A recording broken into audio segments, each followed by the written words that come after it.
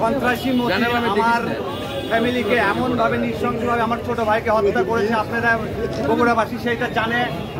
আমার এক ভাইয়ের ডান হাতে একবার শরীর থেকে বিচ্ছিন্ন করে দিচ্ছে। আমার গোটাল বাড়ি লুটপাট করে নিয়েছে এই সন্ত্রাসী মতিন সহ তার সমস্ত ভাই ও তাদের দোসরেরা এখনো ওই আগের পজিশনেই বগুড়ায় আছে এবং ওর মতিনের তারা এখনো সবাইকে ওইভাবে নির্যাতন করতেছে, টর্চার করতেছে। আমি বগুড়া প্রশাসনদের দৃষ্টি আকর্ষণ করে কিছু বলতে চাই, যারা আছেন তারা আমাদের মতো নির্যাতিত মানুষের পাশে থাকবেন। এই ধরনের বগুড়ার মাটিতে সন্ত্রাসী মতিন সহ তাদের যে দোসর আছে, বাহিনী আছে, তারা যেন আর ভবিষ্যতে কোনোদিন বগুড়ায় মাথা চারা না দিতে পারে। আপনারা সাংবাদিক ভাই, আপনাদের কাছে আমার এইটুকু আবেদন, আপনারা যদি প্রমাণ করতে চান আমি আমার বাসায় যান, আমার মা আছে, আমার ফ্যামিলি আছে, তাদের দেখলে আপনারা বুঝতে পারবেন যে কি অবস্থায় তারা জীবনযাপন করতেছে।